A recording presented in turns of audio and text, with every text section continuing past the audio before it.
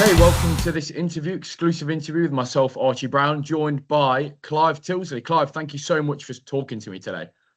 Okay, I was once sitting where you're sitting, so happy to help in any kind of a way. I wasn't staring into a screen when I was sitting where you were sitting, but I was wishing and hoping to be involved in the business that I've been lucky enough to be involved in for about 137 years or something now. So always happy to try to help anybody with genuine ambitions to make a living out of communication.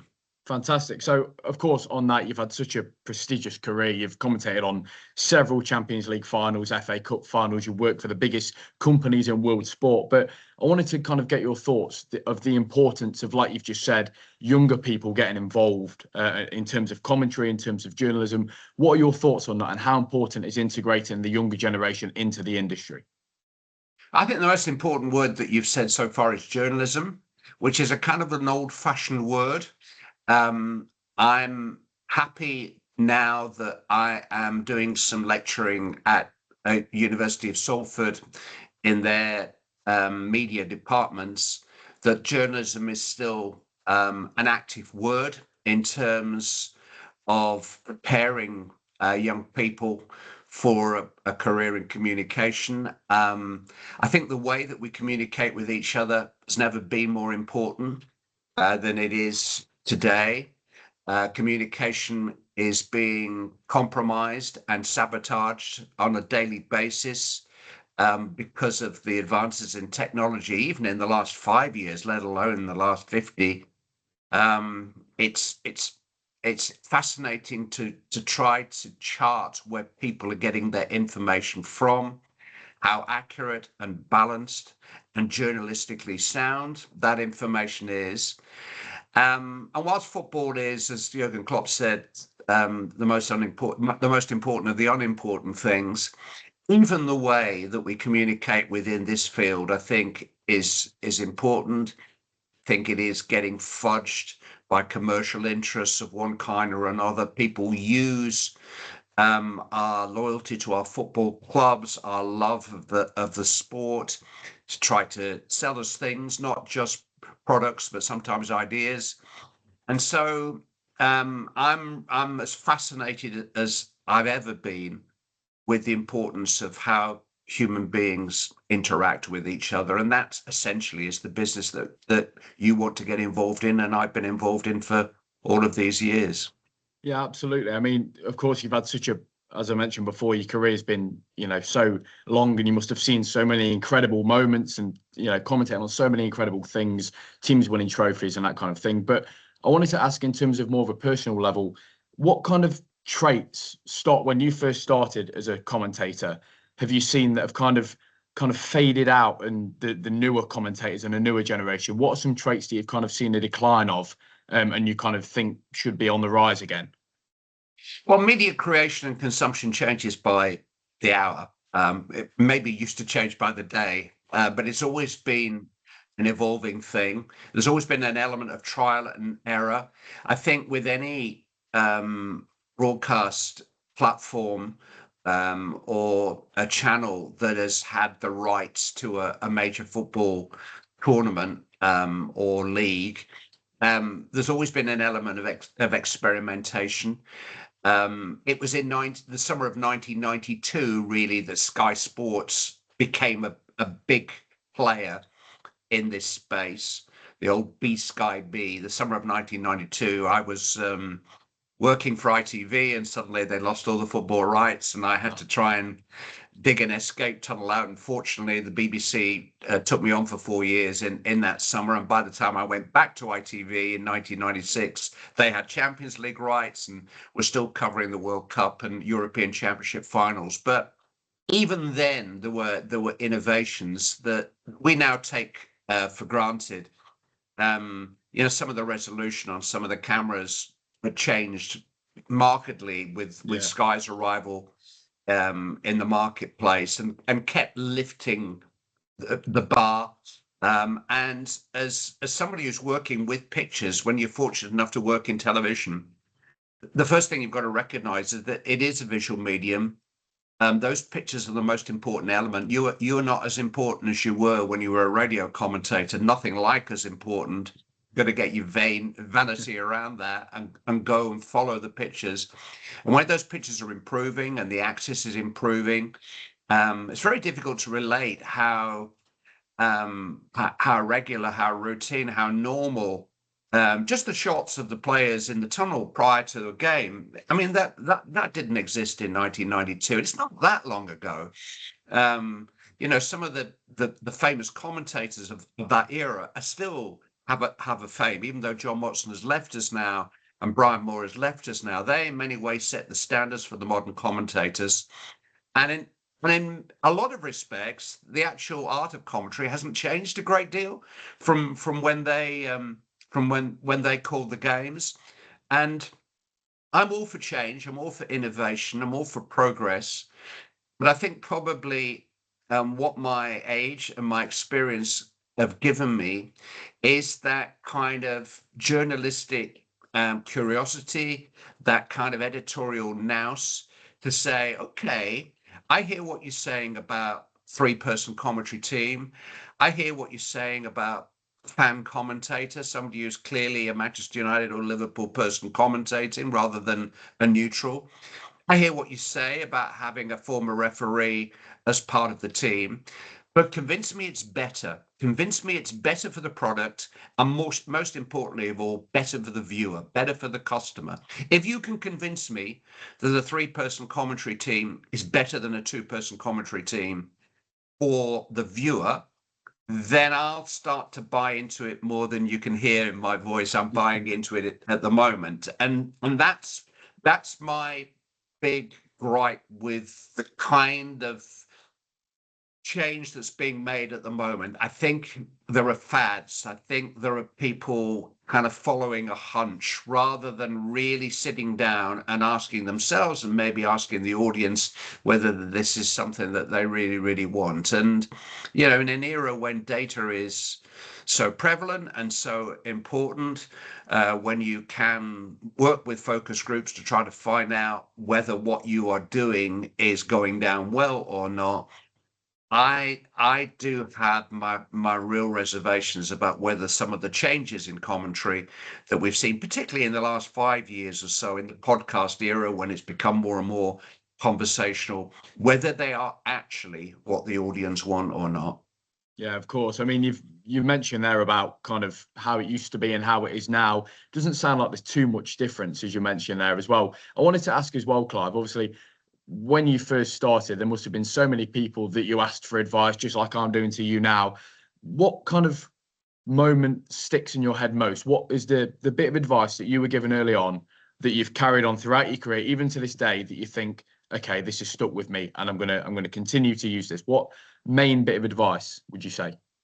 I could give you about 20 answers to the question, mainly because two things really. One, I was adopted by a mentor who was a boxing commentator, actually, sadly not with us now, a guy called Reg Gutteridge, who decided to take me under his wing. And he was self-appointed. I didn't ask him to do it. It was tough love most of the time. There was a lot more criticism than praise. Well, I learned 95% of what I know about communication from him, let alone commentary. And secondly, it was at the start of my career. So I did my first television game in 1989. So I was a regular commentator from the 1990s onwards. And there was far, far less content than there is today, far fewer live games. So when you worked, even on a highlights program, like I worked for 4 years on Match of the Day at the BBC, there was an editorial meeting. It was actually on the Tuesday morning at the BBC. A lot of people took Monday off who worked over the weekend. Nobody takes days off anymore. And Tuesday morning began with a meeting in the boss's office of probably 20-25 people who've been involved in the weekend programs, Grandstand and Match of the Day and so on, maybe Saturday and Sunday Match of the Day. And there was genuine feedback, genuine analysis of each other's work. I don't think there's a lot of that. Well, I know there isn't a great deal of that going on now, because I hear from young commentators who say, I don't get any feedback from editors. And that doesn't mean the editors are poor. It just means that there's another show in an hour's time. There's certainly another show tomorrow. There's so much content out there. There isn't a great deal of time for reflection. I think the biggest lessons that I've learned about my own performance are from watching it back myself and being self-critical, or getting input from Reg in the old days. And I just think that because there's just so much out there now, that there's not that time for reflection. There's not that time for review. And I mean, I could give you 20 bullet points of lessons that Reg Guttridge in particular taught me. There were others too, including the likes of Brian Moore and John Motson. But the biggest thing you've got to recognize is you're serving an audience. And Reg would always try to get me to identify that audience in a way. So it's funny, in the week of the England-Croatia game, the last England-Croatia World Cup match, I was the lead commentator for ITV, who had the rights. 30 million people watched that. 30 million people. And of course, I've commentated on games to certainly hundreds of thousands, if not tens of thousands. If there was a Conference League game with a 5:30 kickoff between two mainland European nations, and I got asked to do it, probably from a studio in London somewhere, you're talking to by comparison, a handful of people and a different profile of audience. Reg would say that when the audience is more than 20 million, there is an argument for explaining the offside law at some stage in the game, because it may be, as we're in the midst of a World Cup, the only 5 matches that some of your viewers, a lot of your viewers, are watching during the course of the year. And always to be inclusive, never to talk over the heads of the audience. He used to go on about that maths class that we all sat in at school, where we got half an hour in and we haven't understood a bloody word of it, but we're too frightened to put up our hand and ask. And I think you see that sometimes during Olympic Games, when a sport comes on our screens that we don't really know. We want to enjoy it. And there's a huge responsibility on the commentator to be inclusive, to welcome us all in, to answer the dumb questions, before we have to put our hand up rather sheepishly and say, whatever, some judo hold or fall. And I do hear commentators in those circumstances commentating to their own, commentating to the diving fraternity. Well, I'm sorry, this is the biggest showcase you're ever going to get. There are now 100 times more people watching the diving than ever watched the diving before. So you've got to take us with you. And even in a sport like F1, I think there are terrible compromises for the commentators. I mean, there isn't a DRS zone anymore, but terms like that, obviously, if you explain them every time you use it, the petrol heads are going to go crazy, are going to start throwing things at the screen.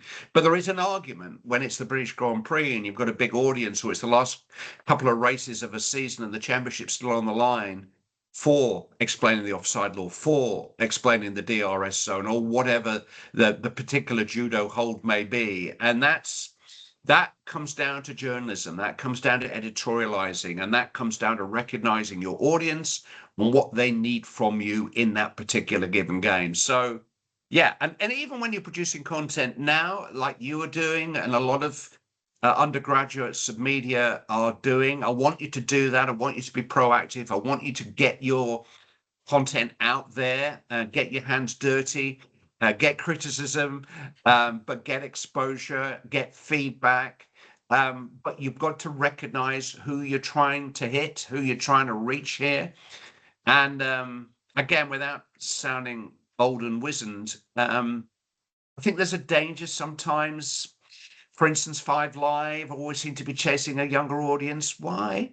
Why do you think that people under the age of 25 are going to get their content from you? Do you really feel as if you're going to win those people over listening to a radio station? That generation aren't really listening to radio stations, or certainly not listening to national BBC radio stations. So don't, serve the audience that you've got, and serve them as well as you can. And equally, if you're creating, I don't know, kind of urban content for a younger audience, you don't have to worry about me. I'm not watching. I'm fine. It's okay. I've got plenty of other things to watch.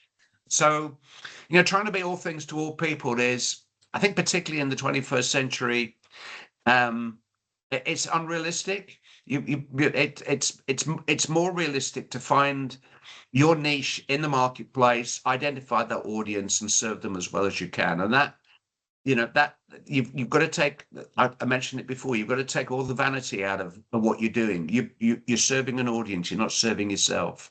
Yeah, absolutely. I mean, we get told all the time at university, Clive. I mentioned to you before about the module that's coming up for us third years going into obviously the third year, commentary and punditry. I mean, I'm so excited to get started on that, and I know a few others are as well.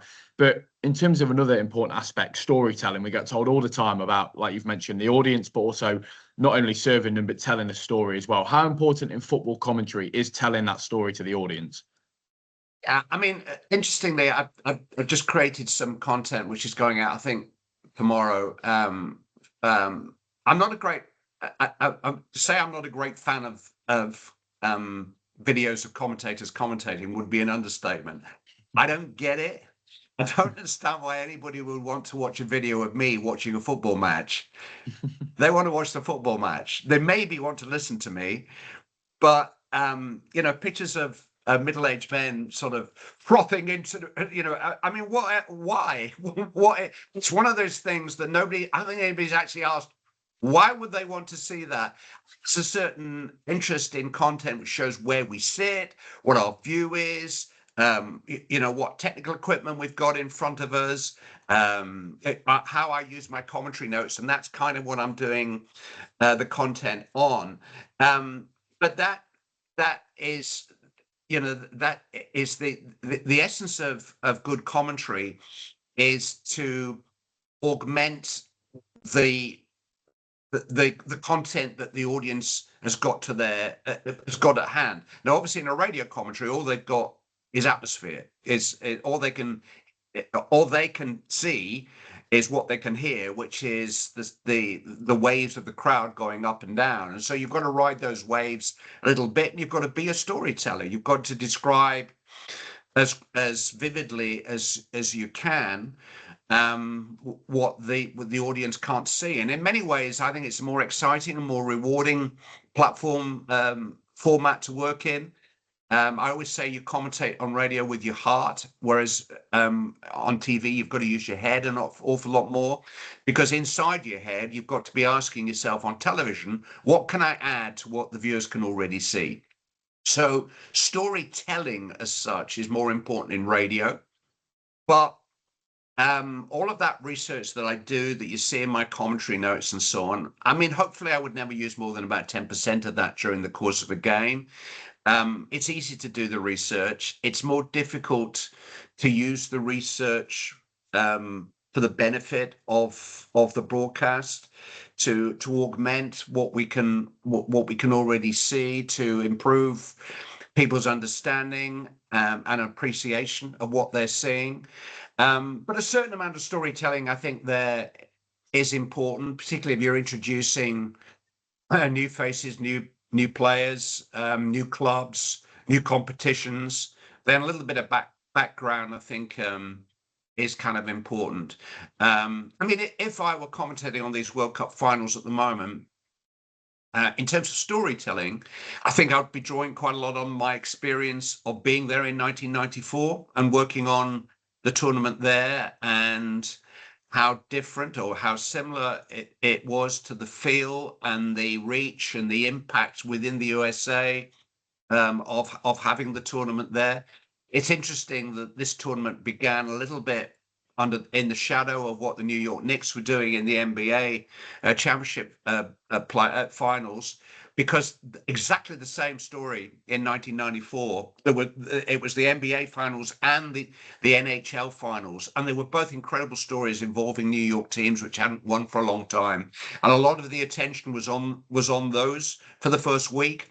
I mean, unbelievably, the O.J. Simpson story began on the eve of the '94 World Cup final. So I was sitting in a hotel room in Los Angeles preparing for a commentary on Cameroon versus Romania, and suddenly the sky was full of helicopters, and this sort of former NFL player having, well, he was accused of murdering his partner, had taken to the highways in a white Ford Bronco, and the whole of the USA was following his progress. And it was almost like the World Cup, everybody had forgotten about it. So those kind of stories, I think, are interesting and relevant, but don't be self-indulgent.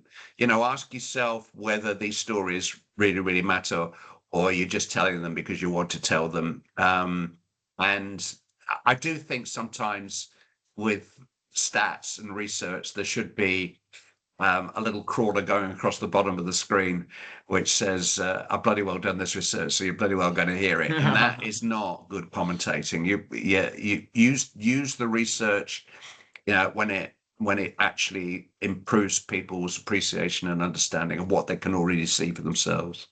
Of course. I mean, you mentioned about the incidents that happen outside of football. One of our lecturers, Chris, he always says to us, everything about the football is what makes the football everything. Talking about stories that have kind of integrated their way into the game. But how important is it to adapt, in terms of for young commentators as well, in terms of if there's a game happening in something, for instance, happens in terms of France, for example, when the attack happened in Paris. And of course, that changes the whole outlook of the whole game entirely. How important is it to adapt to outside of football situations in the moment? Well, it's very difficult to give football context because it's wildly over important in people's lives. If the political party or religious movement could mobilize people like the football club could, it's bloody dangerous for one thing. I mean, we are, part of the reason that I'm sitting here with a smile on my face because I've been able to do this job for as long as I have, is that you're all crazy when you're watching football. You're all crazy mad. You lose all sense of perspective or reality. And I can play on that. I mean, I've got to kind of reflect that to a degree. So when something bigger than football happens at the same time as football, that's where you really need your journalism. And probably the best example that I can give, and I've been in this situation a few times now, is when you become aware of racial abuse of players during the course of a game.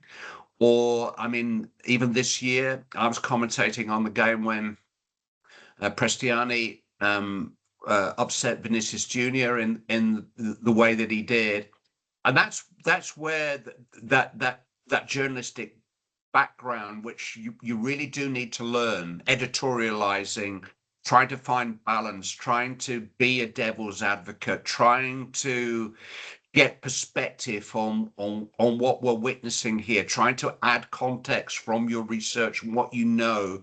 I did a game in Montenegro where the abuse of the England players kind of caught me out a little bit. I wasn't really anticipating it.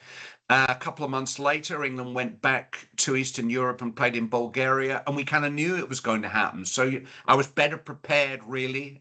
So that's where your experience, and then you research the circumstances. You can quote the number of instances there have been in Sofia of this happening, with other clubs and UEFA sanctions and so on. And you can even discuss it with your editor beforehand. What are we going to do? What are we going to say if this happens? And that that is preparation more than looking up stats or has he scored here before? Did she play against this team? For another club or whatever. That kind of research. I think the first point of research is for any game is, what is this game? What does it mean? What does it mean for A to win? What does it mean for B to win? Just actually thinking through the story almost in advance. It's not cheating to take yourself to the final whistle and ask yourself what a defeat for England in Tuchel's first World Cup game would have meant, what a second half performance like they produced and a win really, really means. So if you're thinking about those things in advance, then hopefully if, you know, a million years ago in my local radio days, so I'm talking about, I think it was 1977. There was a papal visit to the UK, and I was working for a radio station in Liverpool. And it was a news operation to cover the Pope's visit to Liverpool.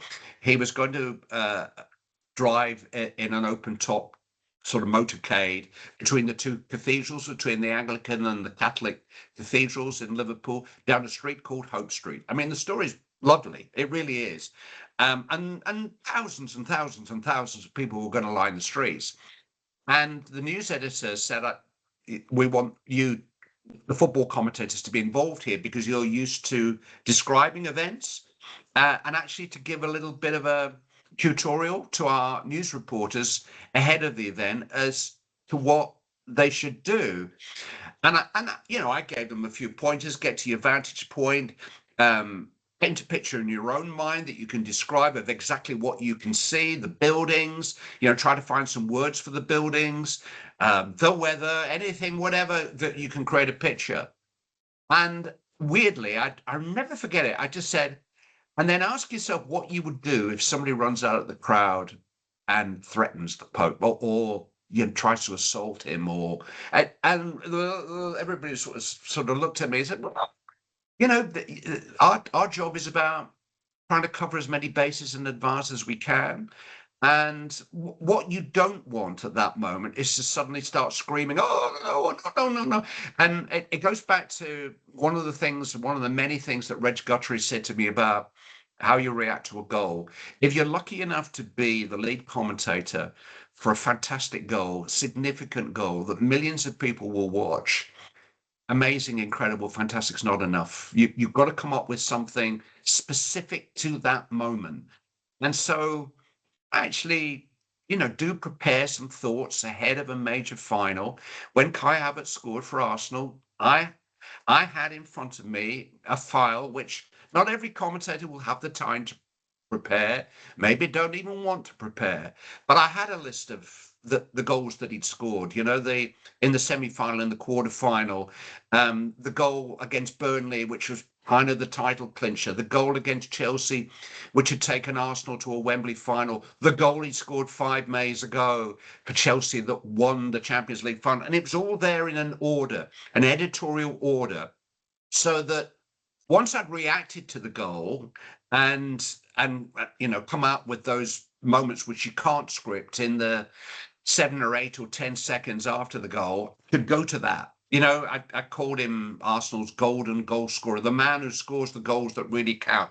And there I was straight away, semi-final, quarter-final, Burnley, the goal that 5 years ago, why, been here before. And that's not cheating. That's the kind of preparation that you can do in advance. Cover as many bases as time and opportunity gives you ahead of the event. And at the end of every final, I've got a sheet for an Arsenal victory and a PSG victory. It's not script, it's just bullet points. What an Arsenal victory would mean, on top of winning the title a week earlier. What a victory for PSG would mean, on the back of having won it the previous year. But editorial bullet points ready to go. And it's a wonderful comfort blanket to have in those big moments when you're doing the job of the commentator, which is to capture the words which capture the moment. Of course, that is great, Clive. And again, thank you so much for talking to me today. I just wanted to finish with one more question, more of a personal note. Obviously, I mentioned your career. The cherry on the cake for you really was the OBE, wasn't it? I mean, cherry on the cake. Wait a minute, let's not do cliches, Archie. There is a classic example. I heard a younger commentator just a few weeks ago talking about turning on a sixpence. What? I mean, did you know when the sixpence went out of circulation? It was about 1970. Yeah. People of your age are still saying she turned on a Yeah, sixpence. I still hear that all Find the a time. different way of saying it. I mean, don't, all of these happy hunting ground. What on earth is a happy hunting ground? It's like, I don't know how to say it this is maybe not the right way to say it. It's like saying it's a nightclub where he, picked up a previous girlfriend and he's going back to his happy. No, it's a terrible thought. So don't have it in a football match. Come up with something better than cherry on the cake. When did you last eat a cake with a cherry on the top? You have. I bet you've never eaten a cake with a cherry on the top. So don't use it. If you hear yourself using that kind of verbiage, and that's what it is, stop yourself and take 5 minutes out of your life to say, what can I come up with here? Crowning glory, whatever it is. But carry on, ask your question. I'll make sure not to use that one. I'll make sure not to use that one in the future. I was just going to mention about your OBE, Clive. I mean, what a moment that must have been for you personally to get the recognition for such a great career. How did that come about, and how did you react to that? Well, it was for services to broadcasting and charity. I've got a little bit more time on my hands now. Long story. I mean, a story that probably you're familiar with. In the summer of 2020, ITV decided to replace me with a younger commentator, which is fine. I mean, didn't feel fine at the time, only because it's something all of you are going to have to live with, because we are a matter of opinion, and somebody's going to come along with an opinion that, I'm sorry, Archie, we've got somebody better than you for this job, and actually dealing with that is part of the gig if you want to work in this area. People are going to have a higher opinion of somebody that you don't have high opinion of, and that it's been a lesson in life, and actually I always seem to land on my feet. I'm such a lucky boy, and I've had a lot of other good work since then. And it did give me a little bit more time, and probably a little bit of time to reflect on things that I was doing without maybe thinking. And one of those was TalkSport very, very kindly came to my rescue at that time and offered me a job. And it was great going back into radio and commentating on the Premier League, which, when you think about it, is something I'd never really done. A few games for Amazon Prime, but that was it. But part of the deal, and it's fine because that's the business model for stations like TalkSport, is a lot of sponsorship from gambling companies. And I'm not a gambler. I wasn't really aware of the dangers of gambling harm. I merrily read out the live odds. I say merrily. I was always a little uncomfortable with it. There were other parts of the job which I managed to wriggle out of. There was a kind of a daily bet as part of the show where the commentator was supposed to come up with an accumulator, 3 things that he thought might happen. And I dodged that. I said, I don't really want to do that. I'm not a betting person and not sure I should be promoting it. But I read out the live odds, which was part of the deal. And the longer into the season I went, I just thought, not really from a moral crusade, more probably reputation. I thought that this isn't going to look good on my CV, me encouraging people to bet. I just felt that gambling is tomorrow's nicotine, and yeah, I shouldn't be doing this. I don't have to do this. So after a year, I stepped back, and 1 or 2 of the gambling charities got in touch with me and thanked me, and therefore I've now become quite heavily involved in campaigning for more regulation of gambling advertising. I've had a complete education in the dangers of gambling harm. It's a suicide a day in this country. So I, just by opening my eyes to an area that I just didn't know enough about, I've been able to become active and hopefully useful in that campaign. And 1 or 2 other similar things have happened to me really in that period since ITV's decision in 2020. And I suppose as much as anything, the OB came from the work that I've done for, with food banks and bowel cancer charity and with the gambling campaigning. So I'm not the biggest royalist in the country. I'm certainly not anti-royal. It was beautifully delivered. It was a lovely occasion. It just so happened we only live 30 minutes from Windsor. It was a Windsor Castle. It was convenient. We didn't know which royal was going to be presenting me with the medal on the day. It turned out to be the Prince of Wales. A week before, I was going to Istanbul to commentate for CBS on the Europa League final. So in this rather surreal and very grand ballroom within Windsor Castle, with two football fans chatting away about the forthcoming Europa League final, while my wife and two of our children watched on, and lots of people in rather bizarre military uniforms stood to attention. And yeah, I mean, I walked off with a big silly smile on my face. It was lovely.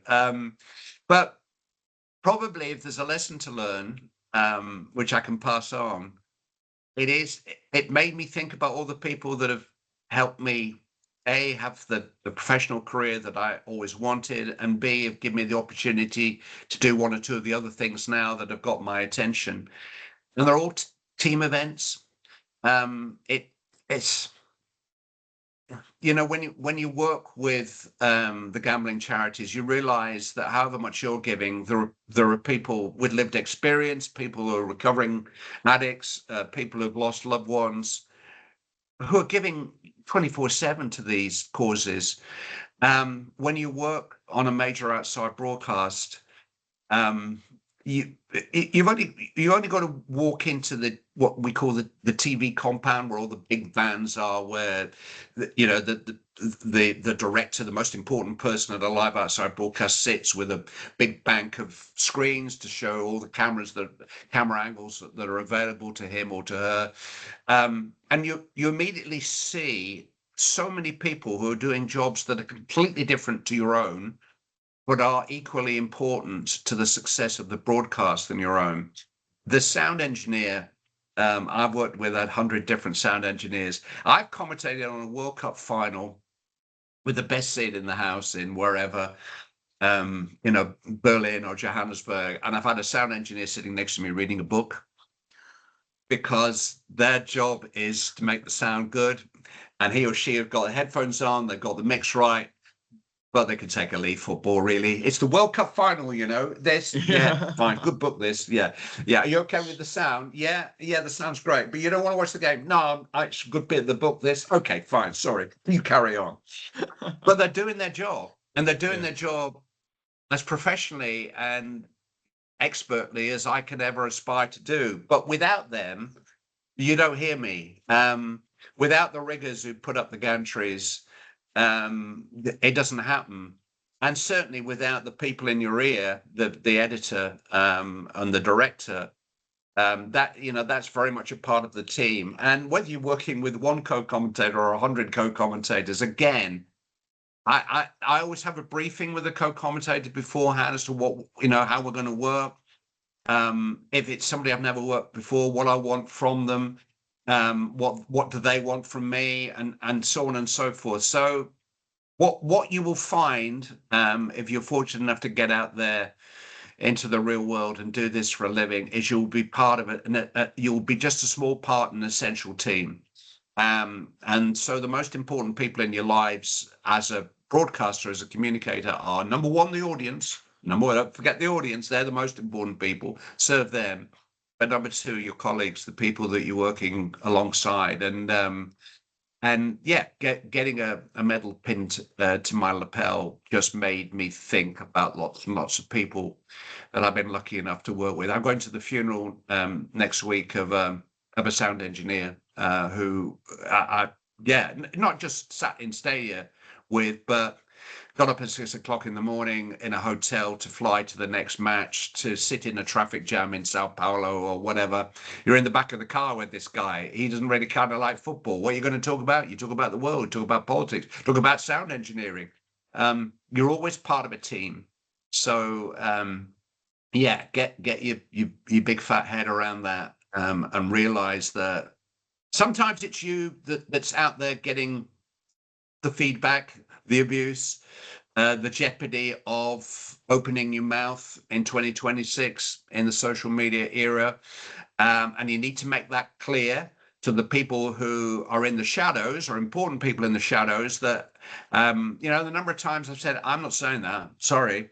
if that's what you want me to say, then you say it, because you're not going to get the stick tonight for me having said that. I'm not going to ask that question to Sir Alex Ferguson or whatever. Yeah, I'm sorry. I know what the answer is going to be. That it's my voice and my reputation and sometimes my career that's on the line. So you've got to look after yourself in that sense, but you've also got to realize that you are part of a team serving an audience, and they're the biggest lessons of all. Absolutely. Clive, thank you so much for talking to me today. Thank you everyone for watching as well. Make sure to check out Clive on social media and your commentary charts, of course, Clive. Been seeing them pop up quite a lot recently. Make sure to see some incredible moments of history written down as gifts, perfect gifts. And make sure to follow me on Instagram, Archie Brown Journo, and follow this YouTube channel as well. Clive, thank you so much for talking to me. Fine. Good luck, Archie. Thank you.